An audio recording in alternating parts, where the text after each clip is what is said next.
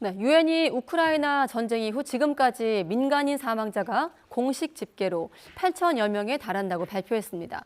하지만 통계의 수치는 빙산의 일각에 불과하다고 밝히고 있습니다. 우크라이나 정부는 부차 탈환 1주년을 맞아 비극을 절대 잊지 않겠다면서 승리를 다짐하기도 했는데 좀 더 자세한 내용은 취재기자 연결해 보겠습니다. 김선희 기자. 네, 국제부입니다. 네, 빙산의 일각이다. 그러니까 통계일 뿐이다. 이런 설명이군요. 네, 그렇습니다. 유엔은 러시아의 우크라이나 침공 이후 지금까지 8,400명의 민간인이 사망했다고 밝혔습니다. 또 14,000여 명이 다쳤다고 발표했는데요. 하지만 이 수치는 빙산의 일각에 불과할 것이라고 덧붙였습니다.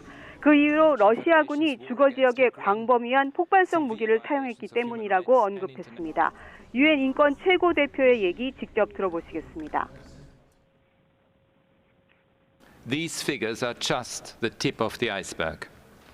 Most of the casualties resulted from the Russian forces' use of wide-impact explosive weaponry in residential neighborhoods. 유엔은 지난해부터 조사한 우크라이나 인권 실태도 발표했는데요. 러시아군에 의한 강제 실종 및 자의적 구금 사건은 621건에 달했습니다.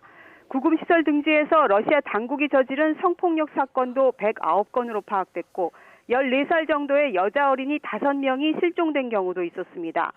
유엔이 구금에서 풀려난 우크라이나 민간인 89명을 조사한 결과 91%가 성폭력과 고문, 부당 대우를 받은 것으로 나타났습니다.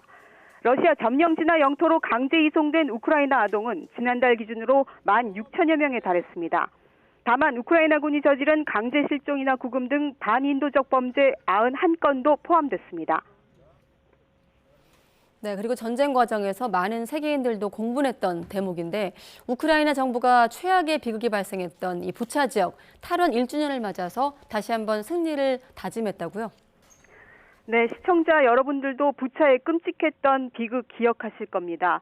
당시 부차에서만 400여 구, 키이우 북쪽에서는 1,000구가 넘는 시신이 발견됐었는데요. 손과 발이 뒤로 묶여있는 등 고문의 흔적이 뚜렷한 시신들이 무더기로 나와 공분을 샀습니다.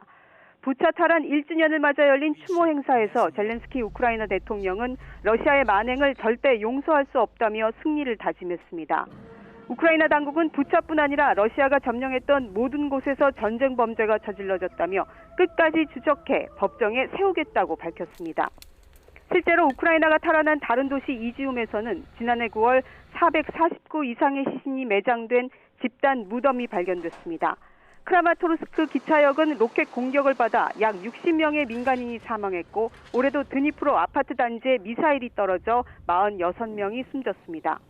마리우폴에서는 어린이 등 민간인이 피신해 있던 극장이 폭격을 받아 300명이 목숨을 잃는 끔찍한 일도 벌어졌습니다. 공격을 받은 도로가 재포장되고 무너진 건물과 집들도 조금씩 수리되고 있지만 전쟁의 참상은 아직도 계속되고 있습니다. 지금까지 국제부에서 YTN 김선희입니다.